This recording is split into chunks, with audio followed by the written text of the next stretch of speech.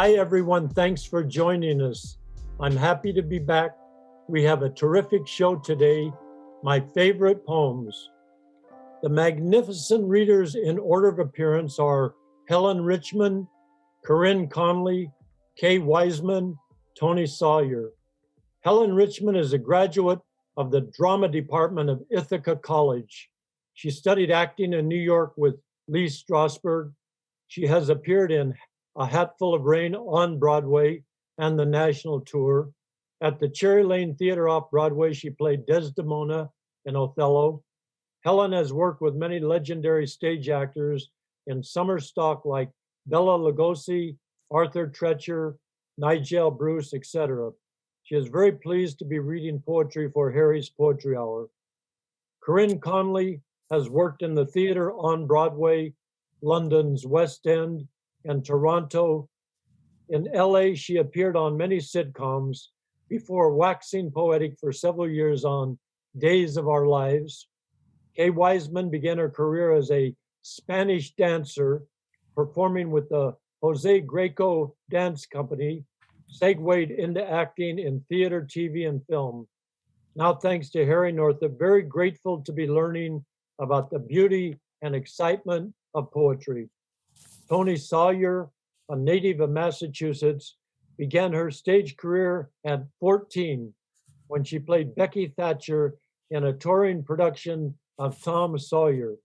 She worked in New York and Chicago before moving to San Francisco to study at the American Conservative Theater, where she simultaneously performed in stage benefits to support the Black Panthers free breakfast program. Years later, Toni moved to Los Angeles and he remained here doing film and television. Here's Helen Richman. To My Dear and Loving Husband by Anne Bradstreet. If ever two were one, surely we. If ever man were loved by wife, then thee. If ever wife was happy in a man, compare with me, ye women, if you can. I prize thy love more than whole mines of gold, or all the riches that the East doth hold. My love is such that rivers cannot quench, nor aught but love from thee give recompense. Thy love is such, I can no way repay. The heavens reward thee manifold, I pray. Then while we live, in love let's so persever, that when we live no more, we may live ever. The Children's Hour by Henry Wadsworth Longfellow. Between the dark and the daylight, when the night is beginning to lower, comes a pause in the day's occupations that is known as the children's hour. I hear in the chamber above me the patter of little feet, the sound of a door that is open, and voices soft and sweet. From my study, I see in the lamplight descending the broad hall stair, grave Alice and laughing Allegra, and Edith with golden hair. A whisper, and then a silence, yet I know by their merry eyes they are plotting and planning together to take me by surprise. A sudden rush from the stairway, a sudden raid from the hall. By 3 doors left unguarded, they enter my castle wall. They climb up into my turret over the arms and back of my chair. If I try to escape, they surround me. They seem to be everywhere. They almost devour me with kisses. Their arms about me entwine, till I think of the Bishop of Bingen in his mouse tower on the Rhine. Do you think, oh blue-eyed banditti, because you have scaled the wall, such an old mustache as I am is not a match for you all? I have you fast in my fortress and will not let you depart. but put you down into the dungeon in the round tower of my heart. And there will I keep you forever, yes, forever and a day, till the walls shall crumble to ruin and moulder in dust away. Sonnet 29 by William Shakespeare.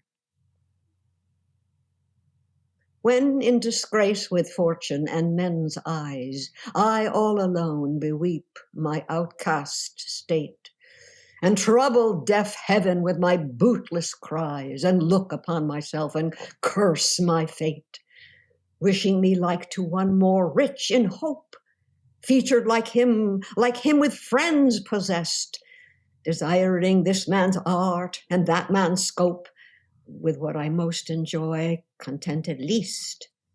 Yet, in these thoughts myself almost despises, happily I think on thee, and then my state, like to the lark at break of day arising from sullen earth, sings hymns at heaven's gate.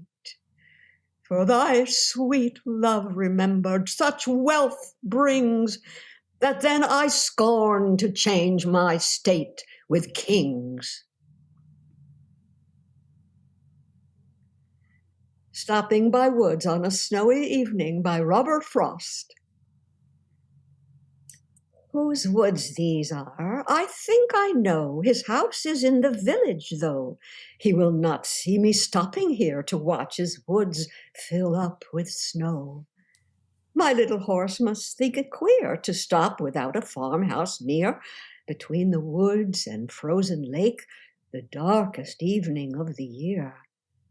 He gives his harness bells a shake to ask if there is some mistake. The only other sounds the sweep of easy wind and downy flake. The woods are lovely, dark and deep, but I have promises to keep, and miles to go before I sleep, and miles to go before I sleep. Jack Prelotsky was the Children's Poet Laureate of the Poetry Foundation from 2006 to 2008. I had the privilege of meeting him in November 2009 when the San Diego Symphony premiered his poem set to music titled "Behold the Bold Umbrellaphant."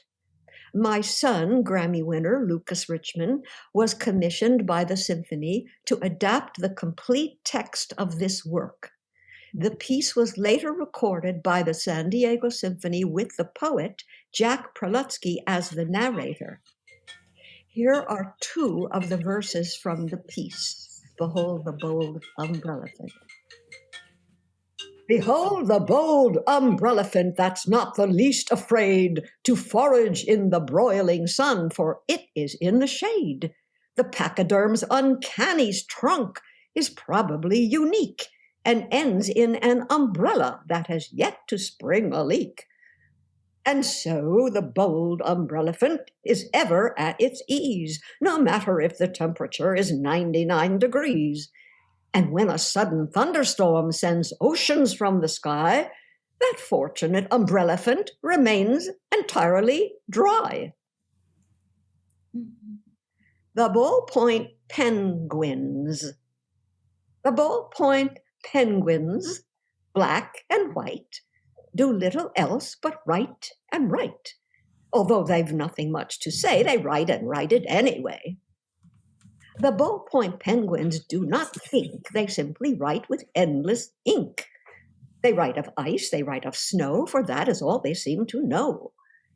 At times, these shy and silent birds will verbally express their words, but mostly they do not recite. They aim their beaks and write and write. Trees by Joyce Kilmer. I think that I shall never see a poem lovely as a tree whose hungry mouth is pressed against the earth's sweet flowing breast, a tree that looks at God all day and lifts her leafy arms to pray, a tree that may in summer wear a nest of robins in her hair, upon whose bosom snow has lain, who intimately lives with rain. Poems are made by fools like me, but only God can make a tree. This poem was set to music by Oscar Rasbach, and this is how it goes. I think that I shall never see a poem lovely as a tree whose hungry mouth is pressed against the earth's sweet flowing breast, a tree that looks at God all day and lifts her leafy arms to pray, a tree that may in summer wear a nest of robins in her hair, upon whose bosom snow has lain, who intimately lives with rain. Poems are made by fools like me, but only God can make a tree. And for my last poem, I have chosen How Do I Love Thee, Sonnet 43 by Elizabeth Barrett Browning. How do I love thee? Let me count the ways. I love thee to the depth and breadth and height my soul can reach when feeling out of sight for the ends of being and ideal grace. I love thee to the level of every day's most quiet need, by sun and candlelight. I love thee freely, as men strive for right. I love thee purely, as they turn from praise. I love thee with the passion put to use in my old griefs and with my childhood's faith.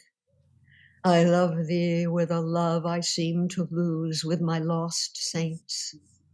I love thee with the breath, smiles, tears of all my life.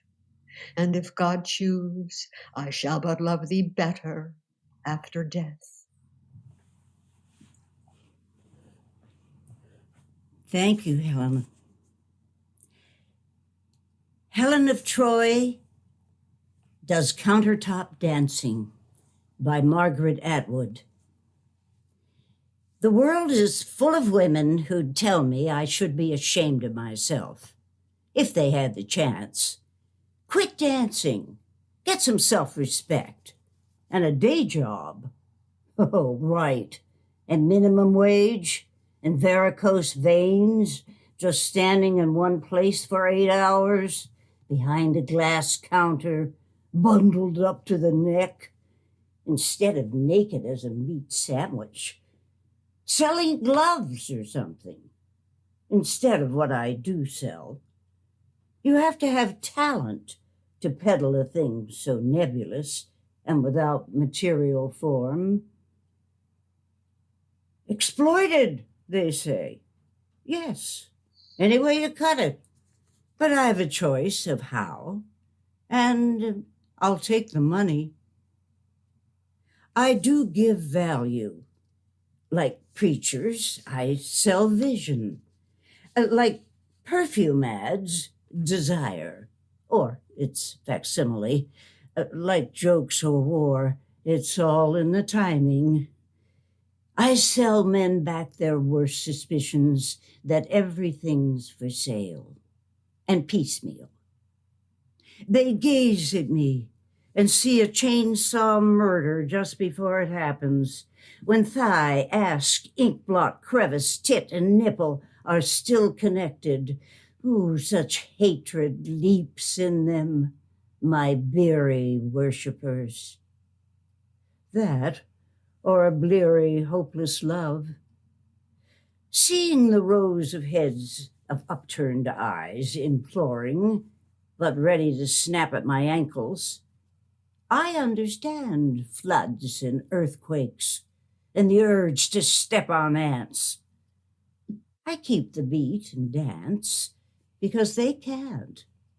The music smells like foxes crisp as heated metal, searing the nostrils.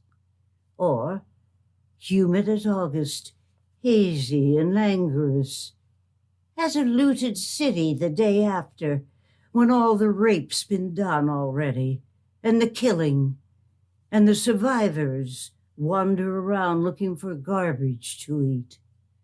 And there's only bleak exhaustion. Speaking of which, it's the smiling tires me out the most. This and the pretense that I can't hear them. And I can't, because after all, I'm a foreigner to them. The speech here is all warty gutturals, obvious as a slab of ham. But I come from the province of gods, where meanings are lilting and oblique. I don't let on to everyone, but lean close and I'll whisper. My mother was raped by a holy swan. You believe that? You can take me out to dinner. That's what we tell all the husbands. There sure are a lot of dangerous birds around. Not that anyone here but you would understand. The rest of them would like to watch me and feel nothing, reduce me to components, as in a clock factory or abattoir, crush out the mystery, wall me up alive in my own body. They'd like to see through me, but nothing is more opaque than absolute transparency. Look, my feet don't hit the marble. Like breath or a balloon, I'm rising. I hover 6 inches in the air in my blazing swan egg of light. You think I'm not a goddess? Try me. This is a torch song. Touch me and you'll burn.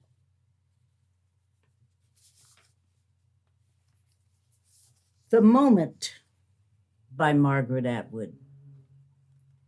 The moment when, after many years of hard work and a long voyage, you stand in the center of your room, house, half-acre, square mile, island, country, knowing at last how you got there, and say, I own this, is the same moment when the trees unloose their soft arms from around you.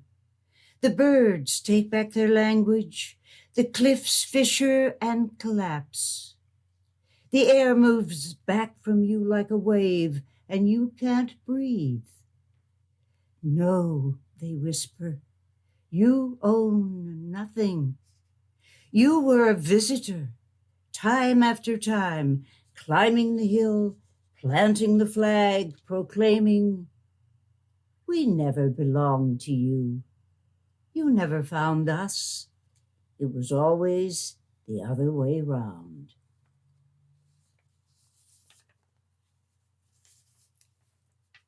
The Health Food Diner by Maya Angelou. No sprouted wheat and soya shoots and Brussels in a cake, carrot straw and spinach raw. Today I need a steak. Not thick brown rice and rice pilau or mushrooms creamed on toast, turnips mashed and parsnips hashed. I'm dreaming of a roast. Health food folks around the world are thinned by anxious zeal. They look for help in seafood kelp. I count on breaded veal. No smoking signs, raw mustard greens, zucchini by the ton, uncooked kale and bodies frail are sure to make me run to loins of pork and chicken thighs and standing rib so prime, pork chops brown and fresh ground around. I crave them all the time. Irish stews and boiled corned beef and hot dogs by the scores, or any place that saves a space for smoking carnivores.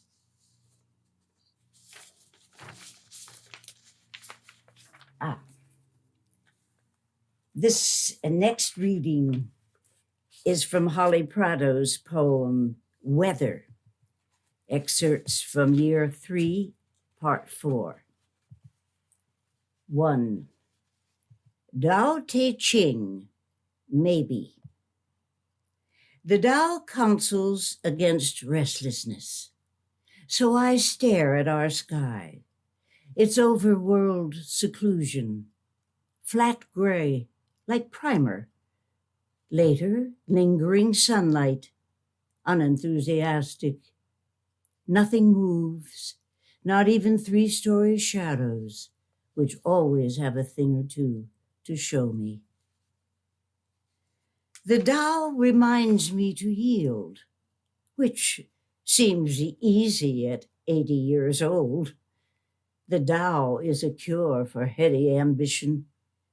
There is none in aging, since nobody's looking my way anymore. No one needs me to win, wants me to lead that big revolution we thought we'd pull off in the 1960s. Oh gosh, Harry whispers as he lies down to nap. This part of life gives us the privilege of rest. 6. The one note I have from Amin, written by hand, tells Harry and me how glad he is we're okay after our last year's apartment fire took our old way of life. He says he most fears an earthquake. Now Amin's dead, so his fears are at rest. I don't spend much time on fear. Fear prevents nothing. I don't spend much time on being nostalgic, although I wish I had all Amin's letters sent since we met, 1970, winter, 5 or 6 poets meeting to talk about poems. I had opinions, but really knew nothing. Amin disliked me. Then, seeing, I guess, how quickly I learned to shut up, he could accept me. He gardened, he wrote, he fell in love with a woman, also a poet, who played flute. I counted Amin as one of those people I needed. He showed me how to be quietly odd, stubbornly non-technological. There's no price. There's no prize for just living your life, but there should be. Today, the pear tree is full of summertime green, bold green, shiny with sun. Blistering sun has browned the magnolia's white blooms. Our planter box lizards have found a new home. I haven't seen them for 2 weeks at least. Hypnotic green, overworked sun, lizard's unexplained absence. If that's not a poem, I don't know what is. And now, love poem to MPTF by our own Harry Northup. Sitting in the Roddy McDowell Rose Garden, I see a bubbling pool, sunlight on benches, tree with red leaves, circles, statues, plaques, roses of many colors surround me. If there is a place more peaceful on earth, I don't know it. More cooperative, helpful, harmonious. I am unaware. Greenery, lit paths, hands like waterfalls reach out to help. Hands of pillows protect a fall. Within white roses, a found home.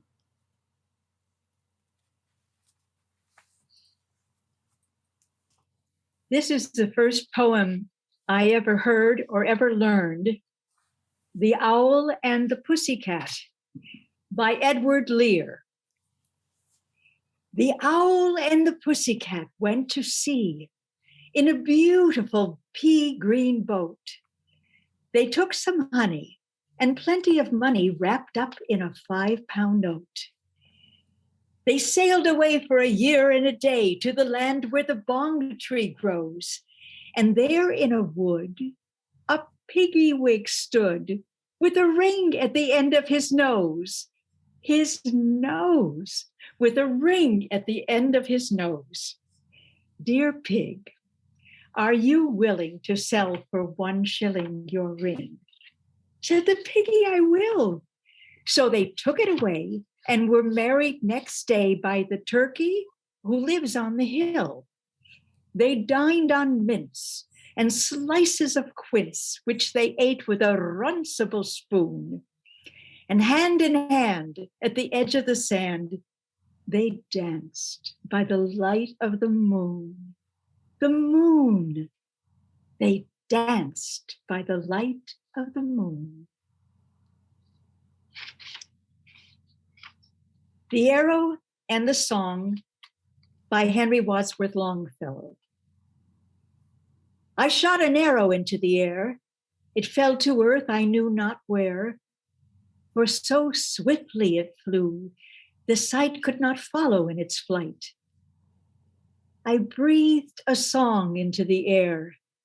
It fell to earth, I knew not where. For who has sight so keen and strong that it can follow the flight of a song? Long, long afterward, in an oak, I found the arrow still unbroke, and the song, from beginning to end, I found again in the heart of a friend.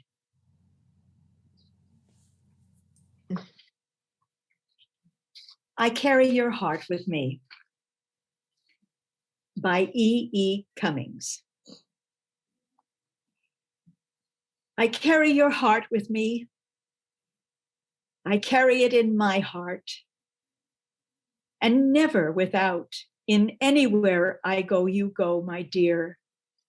And whatever is done by only me, to your doing, my dear. I fear no fate, for you are my fate, my sweet. I want no world, for beautiful you are my world, my true. And it's you are wherever a moon has always meant, and whatever a sun will always sing, is you. Now here is the deepest secret nobody knows. Here is the root of the root and the bud of the bud, and the sky of a tree called life, which grows higher than soul can hope or mind can hide. And this is the wonder that's keeping the stars apart.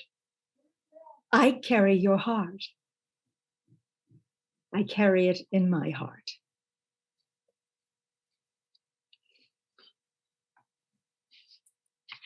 What lips my lips have kissed, and where and why, by Edna St. Vincent Millay. What lips my lips have kissed, and where and why I have forgotten. And what arms have lain under my head till morning. But the rain is full of ghosts tonight that tap and sigh upon the glass and listen for reply. And in my heart, there stirs a quiet pain for unremembered lads that not again will turn to me at midnight with a sigh. Thus in the winter stands the lonely tree, nor knows what birds have vanished one by one, yet knows its boughs more silent than before. I cannot say what loves have come and gone. I only know that summer sang in me a little while, that in me sings no more.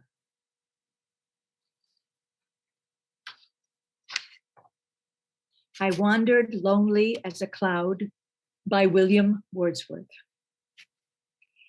I wandered lonely as a cloud that floats on high o'er vales and hills, when all at once I saw a crowd, a host of golden daffodils beside the lake, beneath the trees, fluttering and dancing in the breeze. Continuous as the stars that shine and twinkle in the Milky Way, they stretched in never-ending line along the margins of a bay. 10,000 saw I at a glance, tossing their heads in a sprightly dance. The waves beside them danced, but they outdid the sparkling waves in glee. A poet could not be but gay in such a jocund company. I gazed and gazed, but little thought what wealth the show to me had brought. For oft, when on my couch I lie in vacant or in pensive mood, they flash upon that inward eye, which is the bliss of solitude. And then my heart with pleasure fills and dances with the daffodils. Time does not bring relief. You all have lied. By Edna St. Vincent Millay. Time does not bring relief. You all have lied who told me time would ease me of my pain. I miss him in the weeping of the rain. I want him at the shrinking of the tide. The old snows melt from every mountainside, and last year's leaves are smoke in every lane. But last year's bitter loving must remain, heaped on my heart, and my old thoughts abide. There are 100 places where I fear to go, so with his memory they brim. And entering with relief some quiet place, where never felt his foot or shone his face, I say, there is no memory of him here. And so stand stricken, so remembering him.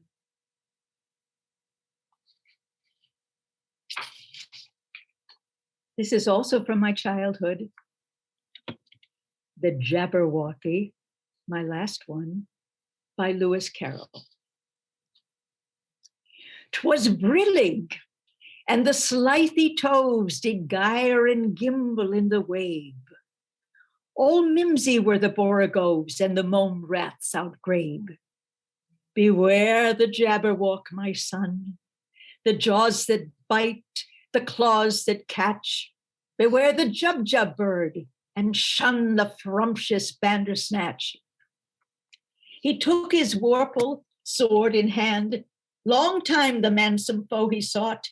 So rested he by the tum-tum tree and stood a while in thought.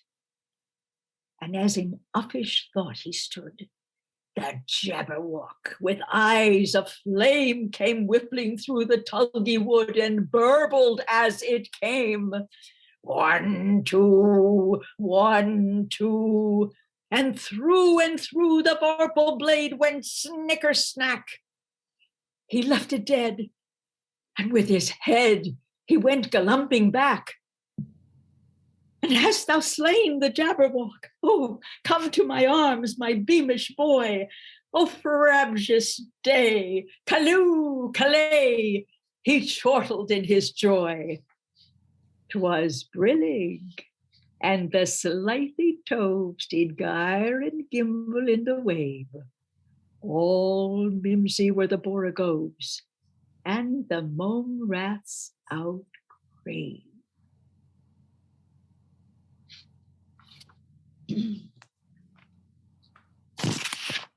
The Road Not Taken by Robert Frost. And I would like to dedicate this to my father, who loved Robert Frost and read him very frequently. 2 roads diverged in a yellow wood, and sorry I could not travel both and be one traveler. Long I stood, and looked down one as far as I could to where it bent in the undergrowth, then took the other as just as fair and having perhaps the better claim because it was grassy and wanted wear. Though as for that, the passing there had worn them really about the same, and both that morning equally lay in leaves no step had trodden black. Oh, I kept the first for another day, yet knowing how way leads on to way, I doubted if I would ever come back. I shall be telling this with a sigh, somewhere ages and ages hence, two roads diverged in a wood, and I took the one less traveled by, and that has made all the difference.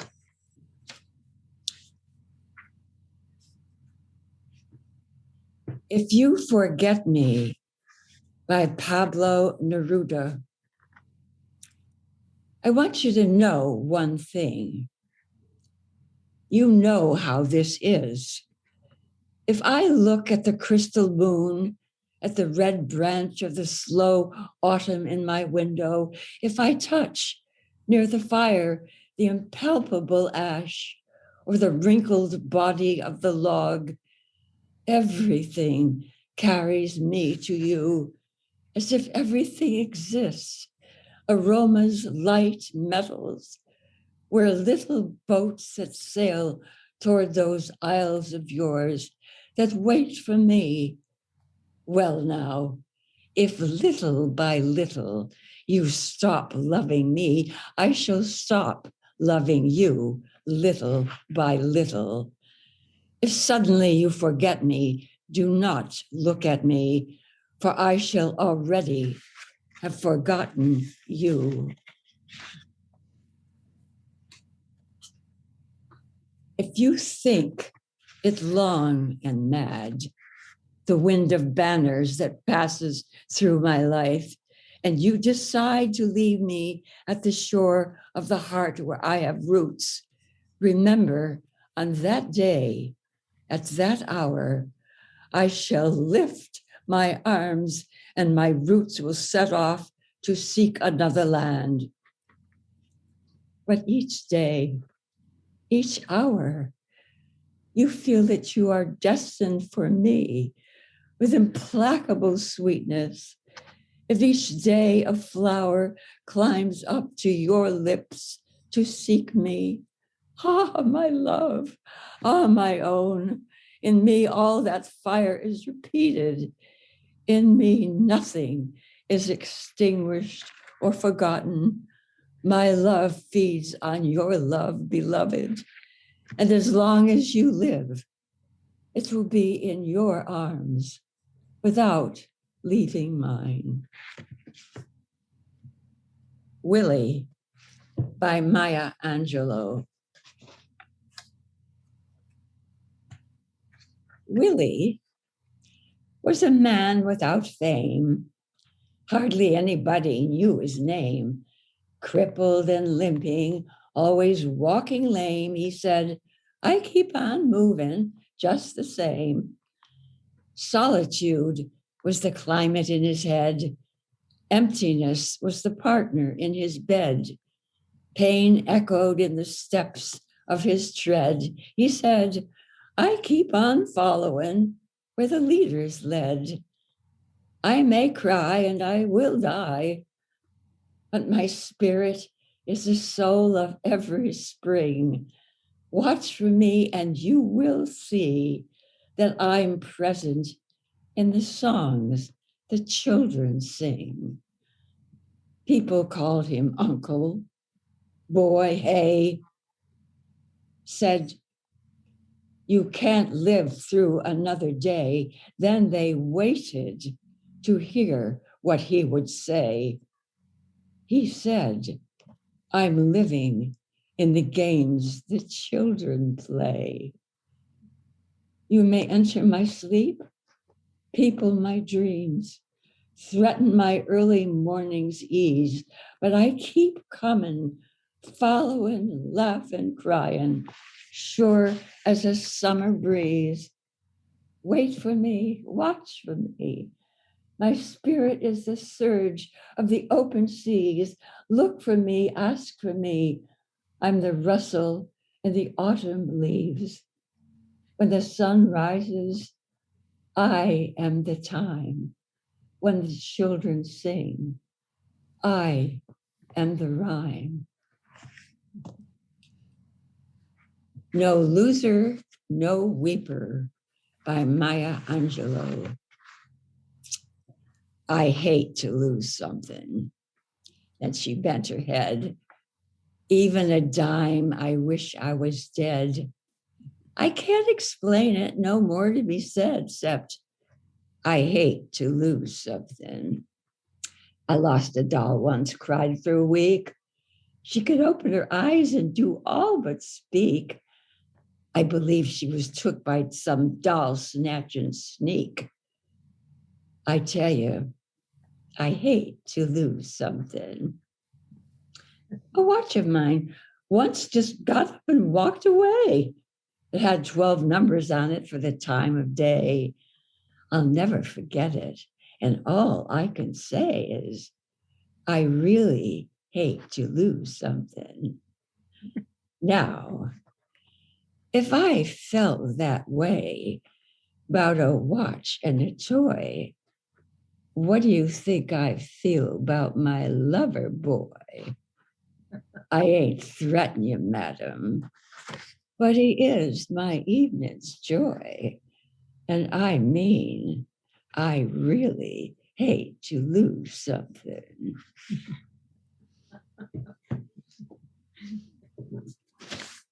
The Journey by Mary Oliver. One day, you finally knew what you had to do. Though the voices around you kept shouting their bad advice, though the whole house began to tremble and you felt the old tug at your ankles, mend my life, each voice cried, but you didn't stop. You knew what you had to do, though the wind pried with its stiff fingers at the very foundations, though their melancholy was terrible. It was already late enough, and a wild night, and the road full of fallen branches and stones. But little by little, as you left their voices behind, the stars began to shine, burn through the sheets of clouds, and there was a new voice which you slowly recognized as your own, that kept you company as you strode deeper and deeper into the world, determined to do the only thing you could do, determined to save the only life you could save. Thank you. That was wonderful. What a wonderful reading. I love all your choices. This has really been a transfixing hour. It's playful, loving. There's a wide range of poetry, rhymed, unrhymed, traditional and new. Many women poets, refreshing and strong. And, you know, what would you ladies like to talk about the reading? You want to just start in the order that we began with Helen? Oh, ladies, you're wonderful, ladies. Oh my, I'm so moved by the three readers.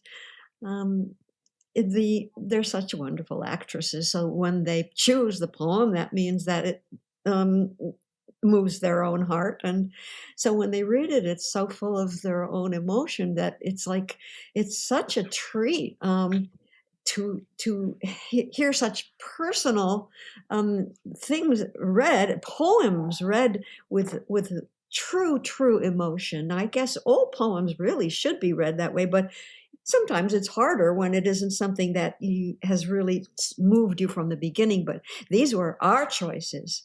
And so they all were meaningful. And then when we read them, we put our heart into it. Anyway, thank you. For me, if I stop crying, I'll be better. But anyway, I had a wonderful time listening to you, and thank you. Corinne? Yes, well, I feel quite entranced with hearing poems that many that I learned in school, and I really, hearing them today, I appreciate it so much more with my friends reading them with such meaning. Wordsworth and so that was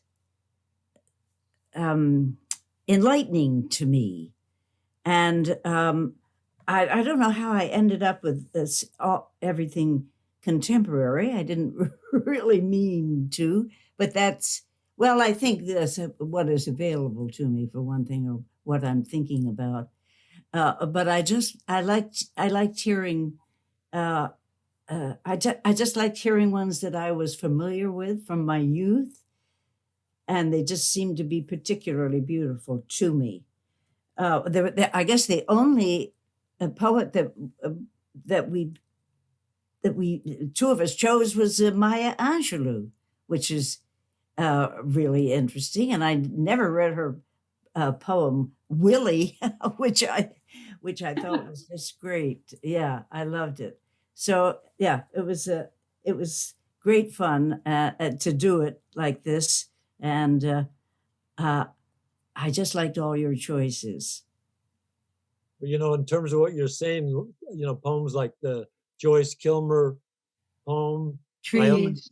Yeah. I always think when people, talk about the poet as a woman, I realize they don't really know much about poetry, because Joyce Kilmer, a man. And then the other one that we read, I think it was it Kay or Toni, I Wandered Lonely as a Cloud by Wordsworth. Yeah.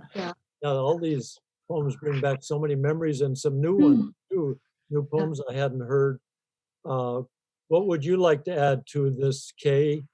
Well, Helen, I also had picked The Children's Hour and How Do I Love Thee. Oh, but so we're in tune here. But I would never have read it after your reading of it was so beautiful, and it touched me so much. And they all did. This was just so wonderful to hear poems that we love and that we understand. And also another thing that I wanted to say, this has been a particularly dreary time for me. And knowing that the COVID is around again and blah, blah, blah, and we're isolated. But having to pick these poems and read so many of them has really helped me, to find the beauty in life again, and the artistry, and it's carried me through truly, and made it a little easier for me. So Harry, once again, thank you. Thank you. Well, thank you, Kay. I think that you spoke for all of us with that. About a year ago, Jennifer Clymer at one of these shows said, when COVID hit, we thought it would be the end of creativity. But in fact, creativity has expanded. And you all made this, as Helen pointed out, so personal. And it just filled the screen with your being, as Rilke would say, your deepest being. And it just really struck a chord with me, and I'm sure all of us. So thank you. And Toni, what would you like to say? Well, I feel so much has already been said. It's kind of beautiful readings, and it kind of took me back to my mother who read me, and my father who read to me, and myself and my brothers all the time in poetry, and took me back to those days, I think, listening to all these wonderful poems at Children's Hour and so on. And it was beautiful, just lovely. And I think getting to know these ladies, these lovely ladies, and knowing a little bit about them made all these so personal, because I kind of know what they are deeply connecting to, having known them a little bit. So I just feel very privileged to be with such a wonderful group. And yes, thank you, Harry. You've kind of saved my life. I think you all saved my life. I think it's all mutual. I mean, sometimes I'll be reading poetry and it'll be the only thing that makes any sense to me in this world. There's so many things out in the world, as Kay pointed out, they're I don't know if you would call them insane, but they're out of my control. Let's put it, that's probably an easier way to say it. And so here we have a chance to, within our framework, thanks to Jennifer Clymer, to create a little harmony. So in effect, we are all co-creators, and we all have the freedom to work within our own particular time, space, etc. So it really it's like time out of time for me, which is what religion does to you. You get caught up in that, and it just suspends time. Or you're watching a theater piece. I mean, you go back to the beginning of the written word in the West, and they didn't have psychologists there. They might have had a witch doctor, but what would you do? You would go to see a drama, and have the catharsis, or you'd go see a comedy and laugh. And poetry began at that same time, with Homer and Sappho, etc. So it really has a long tradition, and you ladies, with your talent and accomplishments, have certainly extended it and shone light on a lot of poetry. And here's Jennifer. What would you like to say to this, Jennifer? Thank you. That was beautiful. There are some poems that you read that I was familiar with, and then there were several that I hadn't heard before. And it was just, again, perfect way to start 2022 with Harry's Poetry Hour. I can see why they were your favorites. It's lovely. And also, one thing that struck me while you were reading was that the use of rhyme. I mean, most of the times, and since in the last 50 years, you go to a poetry reading, and it's rare, unless you're a neo-formalist, like a Richard Wilbur or others, to hear rhyme. And yet the rhyme just fit perfectly. It just seems so natural. And so it opens up our eyes that we have biases against, that we've seen changes in poetry, but it just made it much more sensible that, rhyme is a good thing too, if it's used properly and inventively. So, it's like refreshing. I think to me, this poetry reading was certainly refreshing. And I do want to add, I had to step away for a few moments because I have to eat lunch at some point. Did anyone read anything from William Shakespeare? I did. All Read right. a sonnet. Great. Sonnet. Excellent. Because for me, he is one of my favorite poets. And I think he sometimes gets overlooked because the drama, the playwriting was so strong. But even within the playwriting, there's gorgeous poetry. Yeah. So I'm glad. Thank you, Helen, for including Billy Boy. Well, once you've played Desdemona and Othello, you're not going to forget about William Shakespeare. I had to include it. Wow. In terms of what, go ahead, Jennifer, I see you, go ahead. I was about to ask you the leading question for next week, but please, let's carry on about this week. Well, next week we have Charles Harper Webb, and Doran Robbins has a new book out, and they're both professors. But what I was going to say about, since Jennifer brought up Shakespeare, Harold Bloom said that the high point in English literature, poetry, if you will, is that 80-year period from about 1560 to 1640, when you had Shakespeare. and John Donne, Christopher Marlowe, John Milton. And he said, obviously, any age that has Shakespeare in it has to be the highlight. And then he said the second high point is the Romantic poets, and that, I don't know what it would be, a 40-year period from about 1780 to 1820, when you had Coleridge, Byron, Shelley, Keats, Wordsworth. And so we, with all of you ladies, are certainly carrying on that good tradition of putting the written word out into the world in an excellent way.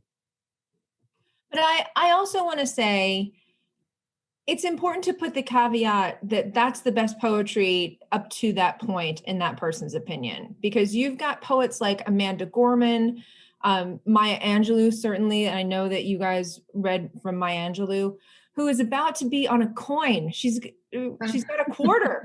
It's amazing. So I think that there is this, that's the beauty of the art form, that's a wonderful opinion to have, but what still has yet to be created could far surpass all of that. I like your optimism. Interesting. I want to thank you guys for making the first show of 2020 at home.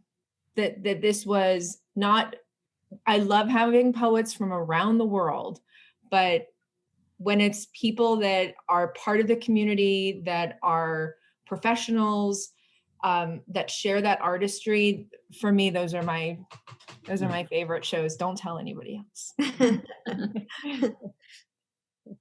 You're absolutely right. I think it's an honor that all, Corinne, Helen, Toni, Kay, among others from MPTF have read, and they're so accomplished and so excellent in what they do that it really enhances the written word and brings light once again on these great works. So thank you, Jennifer. I know it's 2 minutes till the time, but does anybody else have anything else they want to add? Yes, I just want to add, I think it was what Helen said. I just feel so lucky to have you ladies. I'll just speak to the ladies, that we're here together in this place, and that we can respect each other's work and get a chance to work together. I mean, that is really something. I feel if I was on the outside world, that wouldn't be happening. That's true. For me. I mean, unless you really had to go out looking for it. But here we have it here, and who knows what we can do in the future. Yeah.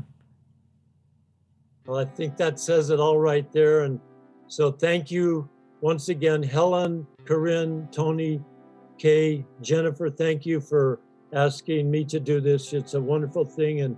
And to have it at the Motion Picture Home, to have poetry in the Motion Picture Home is really a blessing.